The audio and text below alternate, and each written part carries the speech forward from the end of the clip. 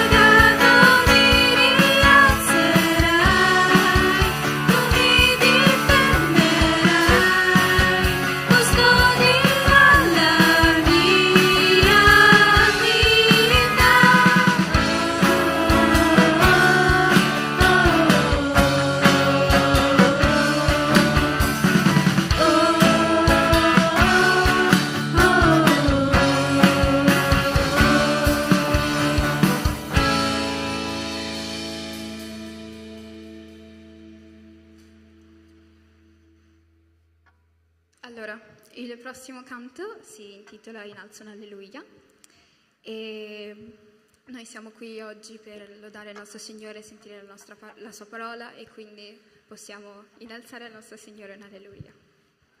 Cantiamo.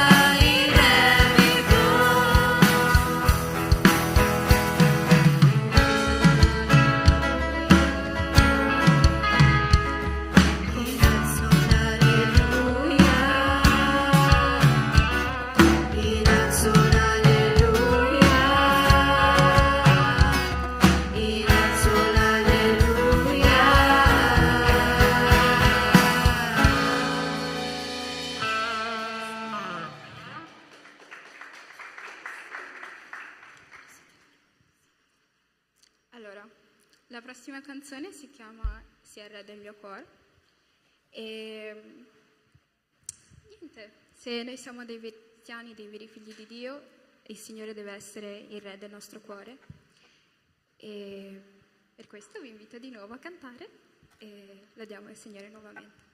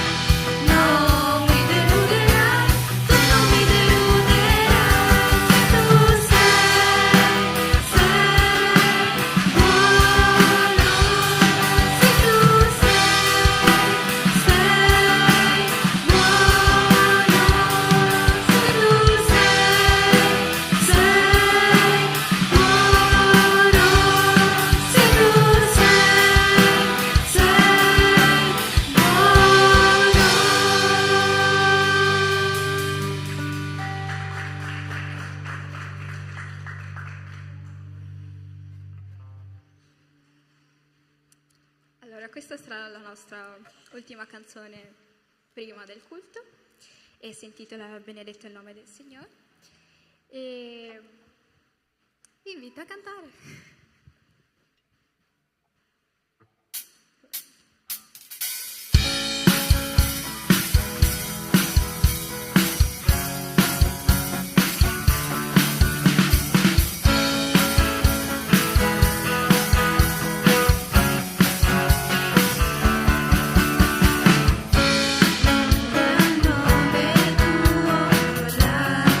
Benignità, storia abbondante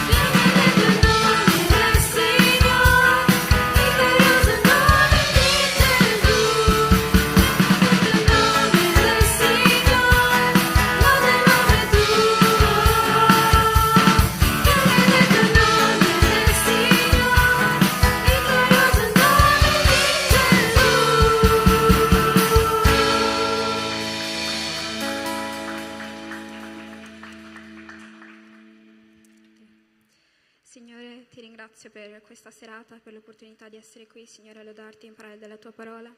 Ti chiedo di benedire ciò che ci verrà insegnato oggi, Signore. Ti chiedo di benedire il predicatore, Signore, che possa parlare della tua parola, Signore, nella maniera corretta, Signore, e che tu possa aprire i cuori di ognuno che è qui presente, che possano accogliere la tua parola, Signore. E ti chiedo di guidarci, Signore, ogni giorno nelle tue vie, Signore, che tu possa indicarci ciò che tu ritieni giusto, Signore, che tu possa darci discernimento in modo tale da distinguere ciò che è corretto da ciò che è sbagliato, Signore. Ti ringrazio per la vita di questa Chiesa, Signore, dell'opportunità di essere qui ogni domenica, ogni sabato, Signore, a lodarti, e anche degli altri giorni in cui siamo qui, Signore, a fare delle attività per te, Signore. E ti ringrazio per tutto, Signore. Amen.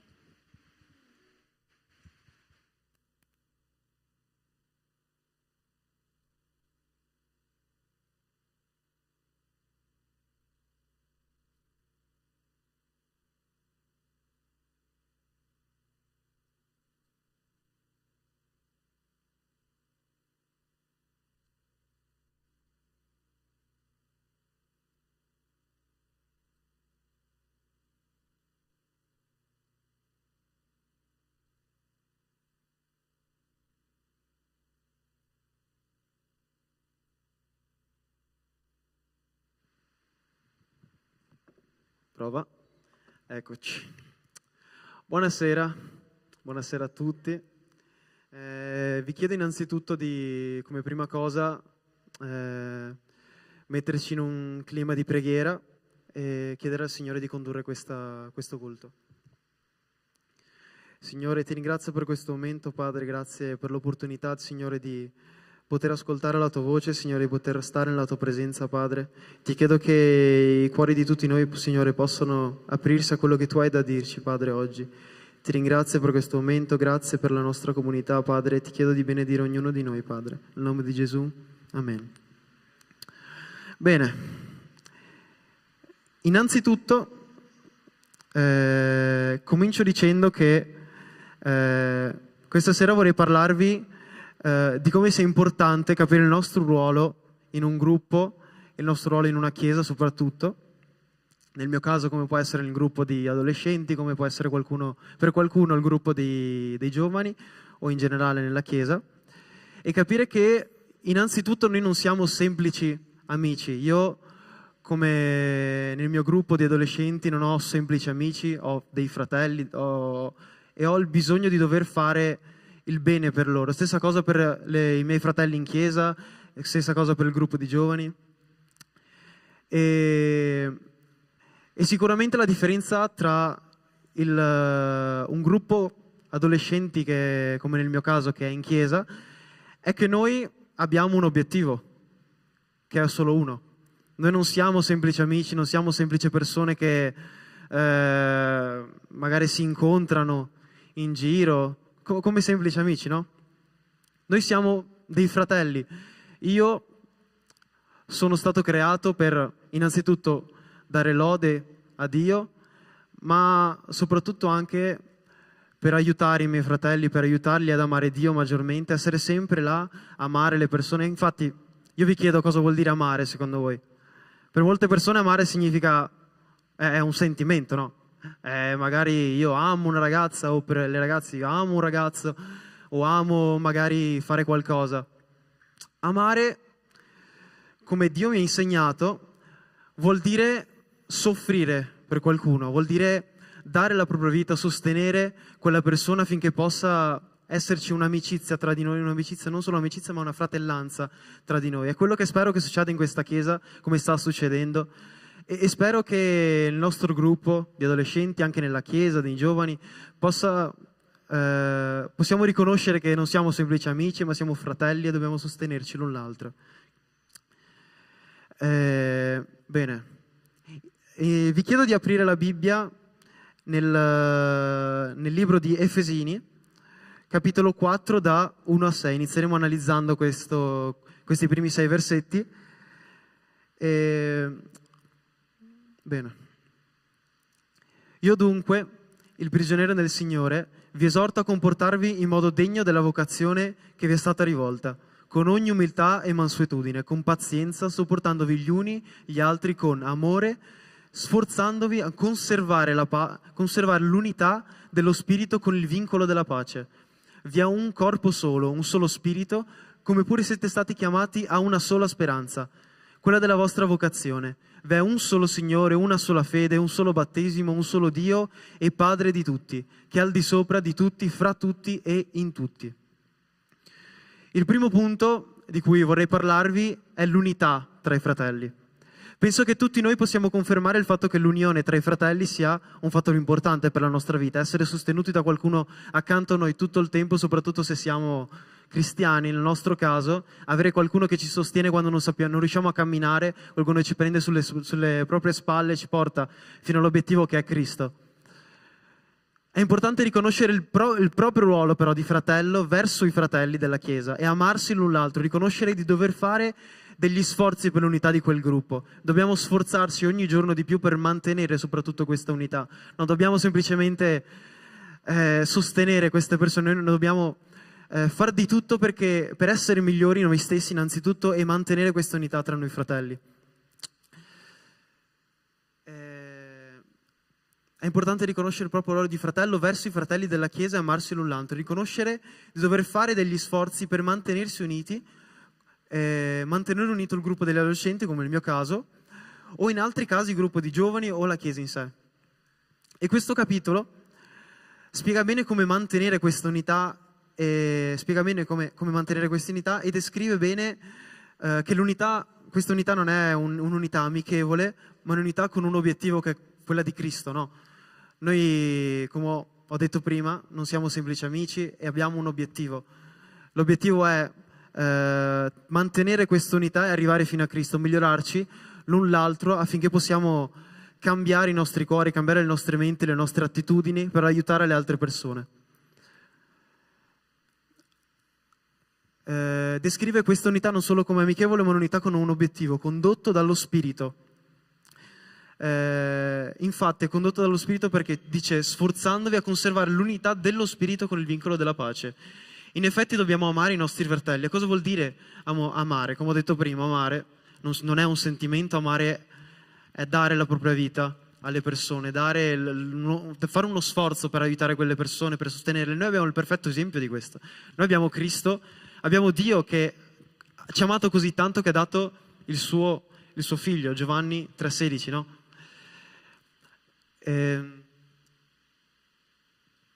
In effetti dobbiamo amare i nostri fratelli. Cosa vuol dire amare? Amare significa dare se stessi per qualcuno, significa soffrire per qualcuno fino ad aiutarlo.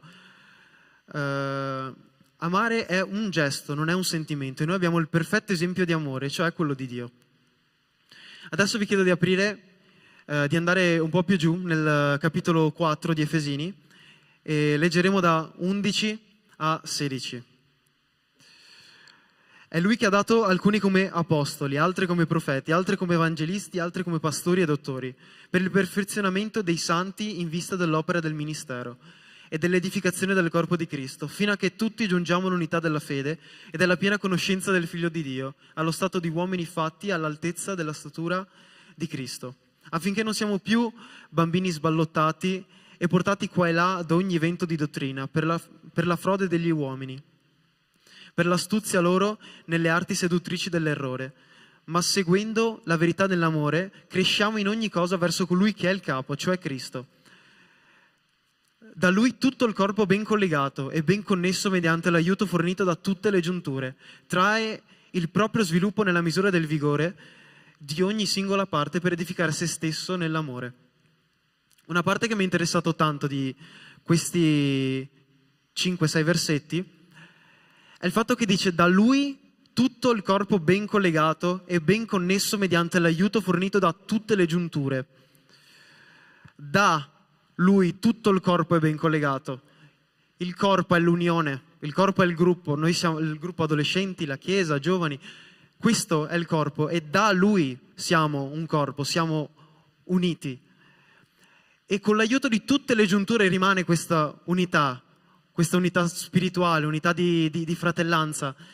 E quello che voglio che voi capiate oggi è che noi non siamo al mondo semplicemente per esistere, siamo qua per vivere, e vivere vuol dire vivere per Dio, vuol dire vivere per i nostri fratelli, vuol dire amare Dio, amare i nostri fratelli, sostenerli e impegnarsi ogni giorno di più a mantenere questa unità, perché io penso che un atto non manterrà un'unità per 20 anni.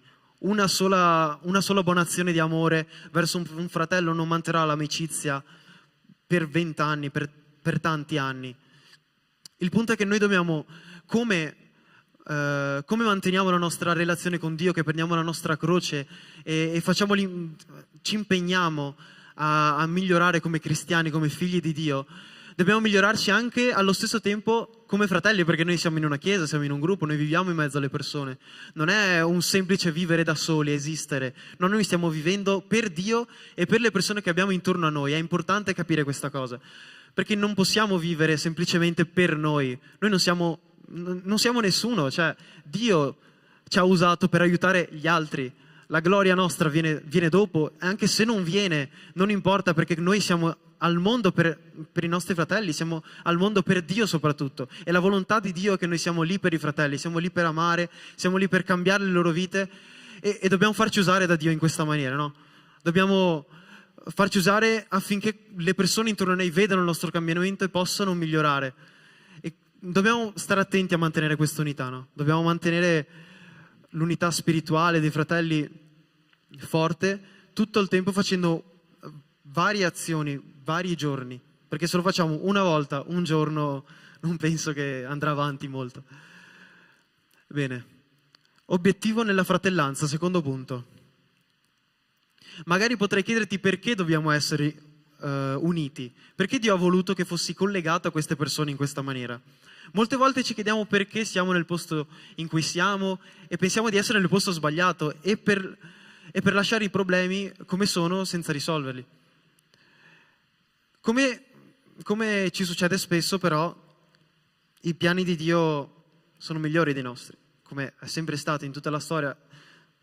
Nella storia, leggendo la Bibbia, non penso che ci sia un momento dove un uomo abbia deciso di fare quello che voleva e è andata bene.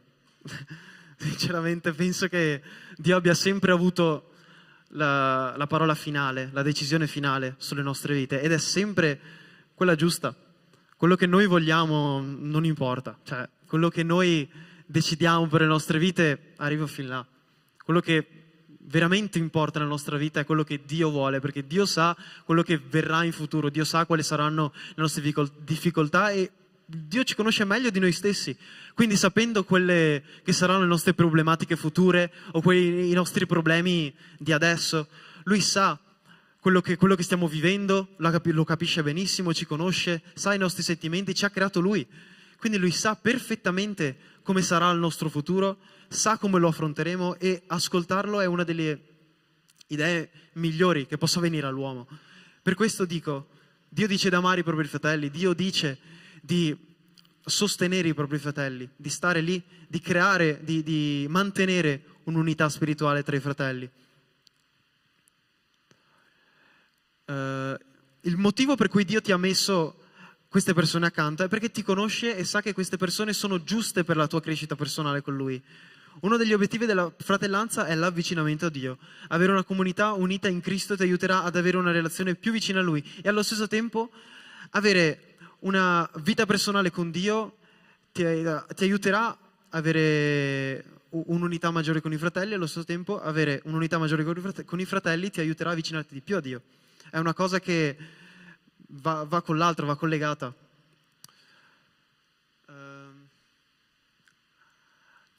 Avere una comunità unita in Cristo ti aiuterà ad avere una relazione più vicina a Lui. Quello che cambia tra un gruppo di amici e di fratelli della Chiesa è che noi abbiamo un obiettivo, dobbiamo sostenerci a vicenda per avvicinarci a Dio. E tutto questo per la sua gloria, non per la nostra gloria. Quello che noi vogliamo, come ho ribadito prima, non ha fine, non è così importante quanto quello che Dio vuole. Dobbiamo sostenerci a vicenda per avvicinarci a Dio, e tutto questo per la sua gloria. Il primo passo è riconoscere che viviamo per Lui e grazie a Lui. Come dice Romani 11:36, è un testo che mi porto da tanto tempo dietro perché è un testo che lo leggo e mi fa ricordare il perché vivo e il perché sto facendo tutto questo. Romani 11:36, perché da Lui, per mezzo di Lui e per Lui sono tutte le cose, a Lui sia la gloria in eterno. Amen. Bene, vi chiedo di scendere ancora un po' nel capitolo 4 di Efesini, dal 17 al 32. Leggeremo questi testi. Questo dunque io dico e attesto nel Signore: non comportatevi più come si comportano i pagani nella vanità dei loro pensieri, con l'intelligenza ottenebrata, estranei alla vita di Dio, a motivo dell'ignoranza che è in loro, a motivo dell'indurimento del loro cuore. Essi, avendo perduto ogni sentimento, si sono abbandonati alla dissolutezza, fino a commettere ogni specie di impurità con avidità insaziabile. Ma a voi non è così che avete imparato a conoscere Cristo. Seppure gli avete dato ascolto e in Lui siete stati istruiti secondo la verità che è in Gesù. Avete imparato che quanto concerne la vostra condotta di prima, spogliarvi del vecchio uomo che si corrompe seguendo le passioni ingannatrici, a essere invece rinnovati nello spirito della vostra mente, a rivestire l'uomo nuovo che è creato a immagine di Dio nella giustizia e nella santità che procedono dalla verità. Perciò bandita la menzogna, ognuno dica la verità al suo prossimo, perché sia membra gli uni degli altri. Adiratevi e non peccate, il sole non tramonti sopra la vostra ira e non fate posto al diavolo. Chi ruba non rubi più, ma si affatichi piuttosto a lavorare onestamente con le proprie mani, affinché non abbia qualcosa da dire a colui che è nel bisogno. Nessuna cattiva parola esca dalla vostra bocca, ma se avete qualcuna buona che edifichi secondo il bisogno, ditela affinché conferisca grazia a chi l'ascolta. Non rattristate lo Spirito Santo di Dio, con il quale siete stati suggellati per il giorno della redenzione. Via da voi ogni amarezza, ogni cruccio e ira e clamore, parola offensiva con ogni sorta di cattiveria. Siate invece benevoli e misericordiosi gli uni verso gli altri, perdonandovi a vicenda, come anche Dio vi ha perdonati in Cristo. Bene, quest'ultima parte mi colpisce molto, perché molte volte quando non perdono un mio fratello, quando non perdono magari i miei genitori, i miei parenti, chiunque sia che mi ha fatto un torto, molte volte noi dobbiamo ricordarci questa cosa, perché noi viviamo perché siamo stati perdonati da Dio, noi non dovremmo essere qua, la nostra via è una, verso la morte, ma grazie a Cristo noi abbiamo avuto un'altra via. Una via che ci può portare alla vita, che ci può portare sia alla vita eterna, ma comunque in questa terra abbiamo avuto la possibilità di vivere pienamente la vita che ci ha dato Dio, perché Dio ci ha dato la vita. E noi abbiamo in questo momento la possibilità, grazie a Cristo, di viverla, non di esistere, di vivere per i nostri fratelli, per Lui e per conquistare quello che Dio vuole per noi. Terzo punto, siamo una nuova creatura. In quest'ultima parte del capitolo ci viene detto che in fin dei conti non siamo più quelli di prima. Non possiamo comportarci come prima. Abbiamo fatto una scelta che ha cambiato e cambierà per sempre la nostra vita. Non dobbiamo essere estranei alla vita di Dio. Chi è cristiano qui ha fatto una scelta, che è la scelta di prendere la propria croce ogni giorno e andare avanti seguendo quello che è Cristo e ascoltando Dio. E dopo aver fatto questa scelta non si torna indietro. Dopo aver fatto questa scelta, comunque, lo dico, sembra che sia una minaccia, no? Ma comunque è la scelta migliore che puoi fare della tua vita. È la scelta che ti può portare a vivere veramente la vita, non a esistere. Sembra quasi una minaccia, come l'ho detto, ma il fatto è che nel momento in cui tu hai scelto di vivere veramente, non puoi tornare più indietro. Tu ormai hai un obiettivo prefissato che ti ha messo Dio. E tu devi seguirlo, non puoi astenerti a quello che Dio ti ha detto. Dobbiamo toglierci questa veste del vecchio uomo che nasconde quelle qualità che solo Dio vede e vestirci dell'armatura del nuovo uomo, quello che è guidato dallo Spirito Santo e che fa la volontà di Dio. Vi dico che ho fatto questo collegamento, no? della veste del vecchio uomo.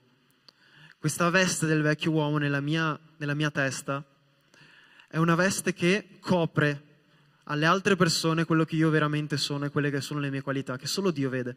E non posso andare avanti vivendo con questa vecchia veste che puzza, che pesa di peccato, questa veste che pesa di colpe. Non posso andare in giro con questa veste, perché questa veste copre quello che veramente Dio, quello che veramente sono e quello che, perché Dio mi ha creato, il perché Dio mi ha creato. Non posso vivere come se non so niente, non posso essere estraneo all'essere cristiano, non posso vivere continuamente questa vita, perché giorno dopo giorno andrà a peggiorare. Avere questa veste ti pesa e ti copre dalle altre persone che potrebbero avere bisogno di un aiuto. Io dico sempre alle persone intorno a me, a quelli che vanno ancora a scuola, magari tu sei l'unica possibilità per queste persone di andare in paradiso, tu magari sei l'unica persona che può veramente aprirgli la strada. Dio probabilmente ti sta usando, ma tu non stai ascoltando ancora questa veste di vecchio uomo che puzza, che pesa di peccato, di colpe. E però dobbiamo togliere questa veste, non rimanere senza niente, dobbiamo mettere l'armatura del nuovo uomo. E perché dico armatura? Perché è una lotta. Dio ti ha scelto e Dio sa quali sono le tue forze. Magari tu pensi che sei debole, magari anche fisicamente ti guardi e dici, io un guerriero, no, non proprio. Il punto è che quando parlo di armatura, quando parlo di guerriero, intendo qui dentro e nel cuore, ma soprattutto nella mente, perché Dio sa quello che tu hai nella tua testa, sa quello che tu puoi fare per Lui alle altre persone. Lui sa quanto puoi sostenere i tuoi fratelli.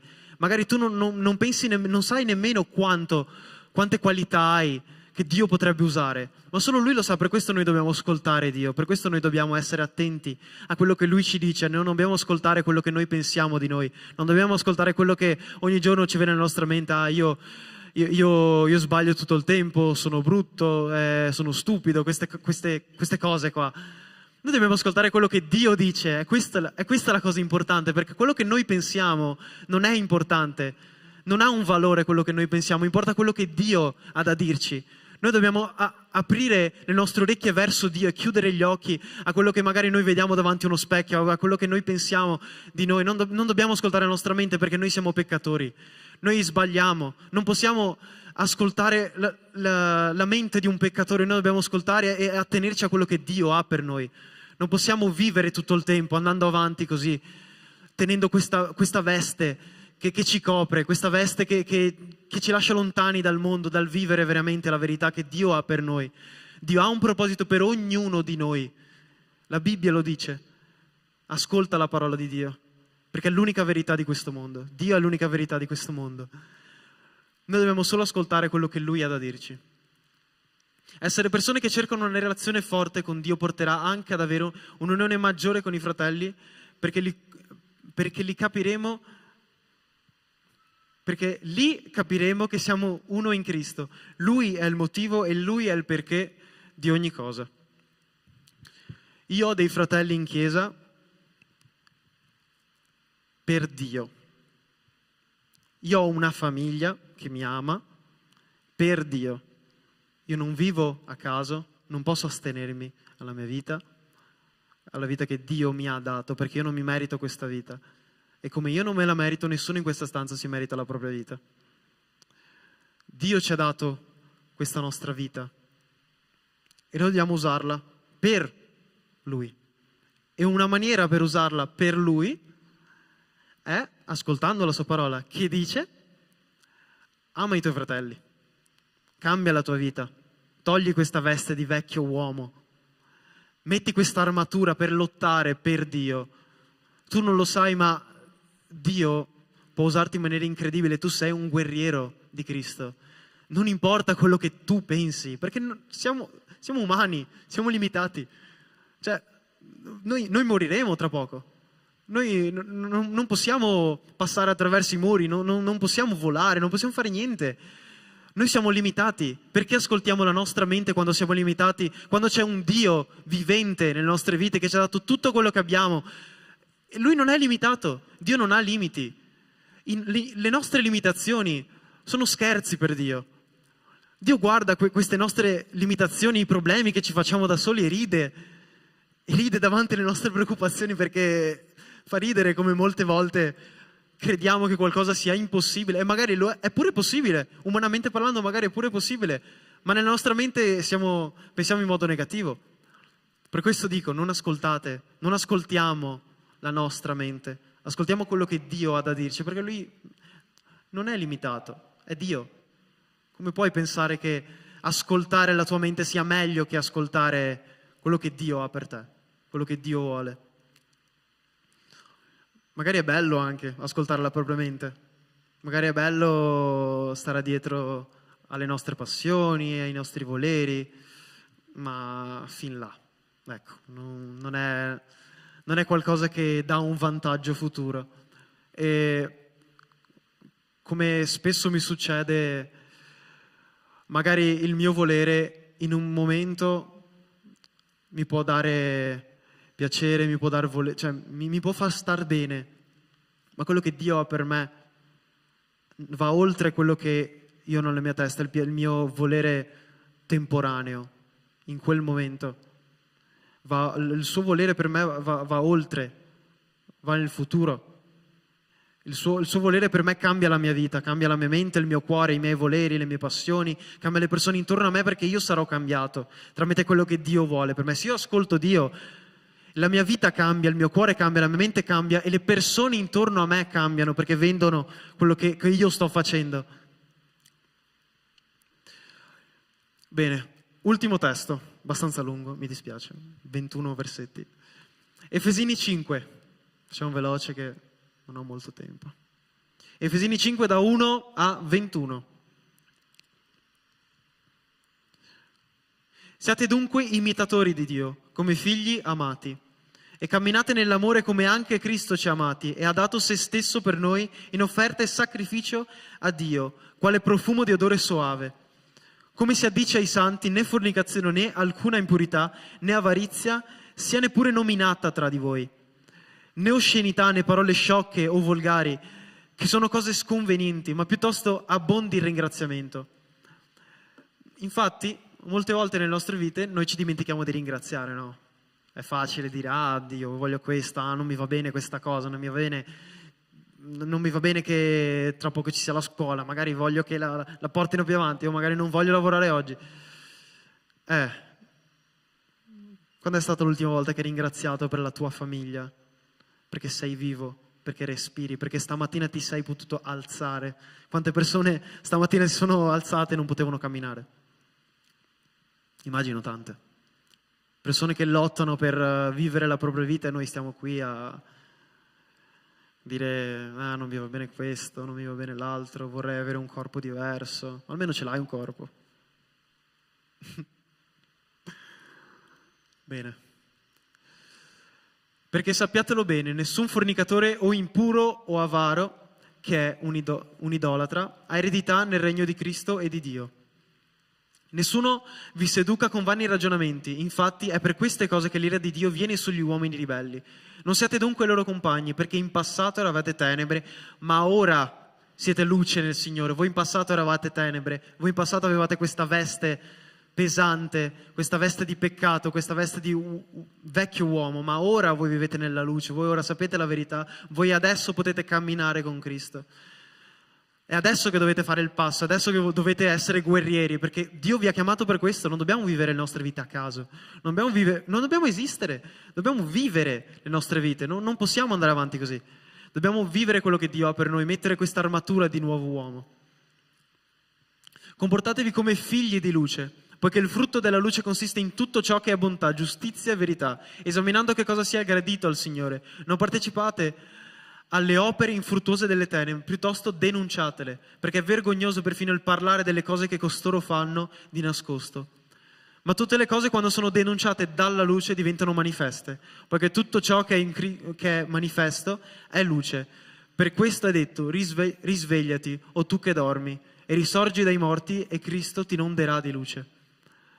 Guardate dunque con diligenza a come vi comportate, non da stolti ma da saggi, recuperando il tempo perché i giorni sono malvagi. Perciò non siate disavveduti, ma intendete bene quale sia la volontà del Signore. Non ubriacatevi, il vino porta alla dissolutezza, ma siate ricolmi di spirito, parlandovi con salmi, inni, cantici spirituali, cantando e salmeggiando col vostro cuore al Signore, ringraziando continuamente per ogni cosa che Dio Padre, nel nome del Signore nostro Gesù Cristo, sottomettendovi gli uni e gli altri nel timore di Cristo. Sottomettendovi gli uni e gli altri nel timore di Cristo. Dobbiamo sottometterci ai nostri fratelli. Sottomissione è una parola molto forte che è stata distorta in questi anni. Ma la sottomissione di cui io parlo, la sottomissione di cui il mio Dio parla, non è quella sottomissione cattiva, è quella sottomissione di rispetto, quella sottomissione che ti fa bene, la sottomissione dove tu ami il tuo fratello, dove tu lo sostieni, dove tu lo aiuti nelle difficoltà. Riconosciamo i nostri errori dal cercare la nostra propria volontà e il nostro piacere, perché non siamo più noi che viviamo, ma Cristo vive in noi. Abbandoniamo quello che pensiamo che ci faccia bene e decidiamo di essere dei fratelli migliori lottando per la nostra unione. Amen.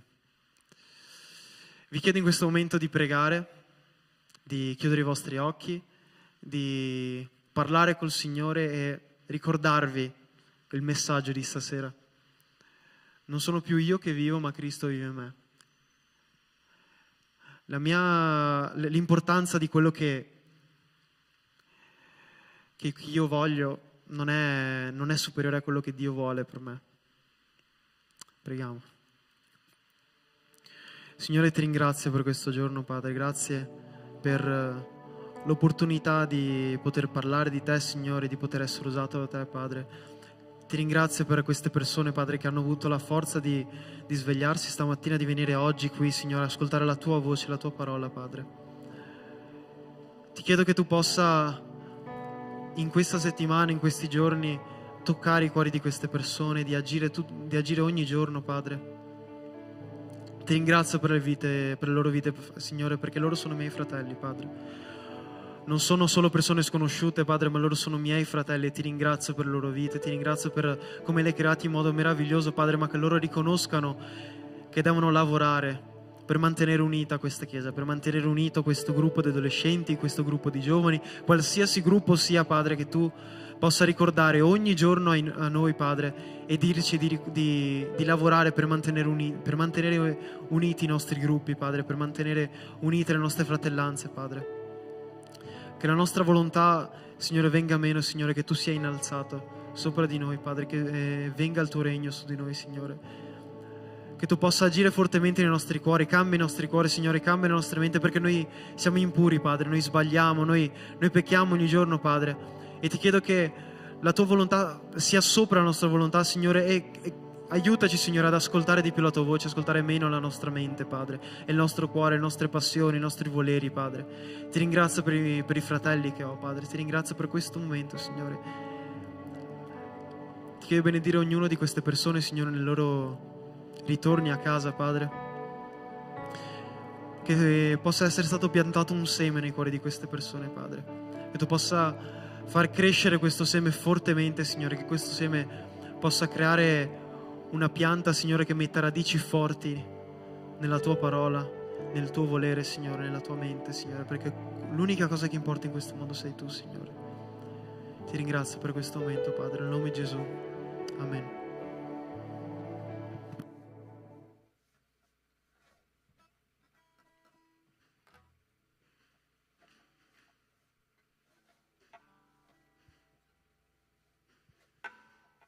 Bene, adesso concluderemo il nostro culto e loderemo il nostro Signore nuovamente. E la canzone che canteremo è Benedetto il nome del Signore, e quindi vi invito ad alzarvi in piedi e a cantare insieme a noi.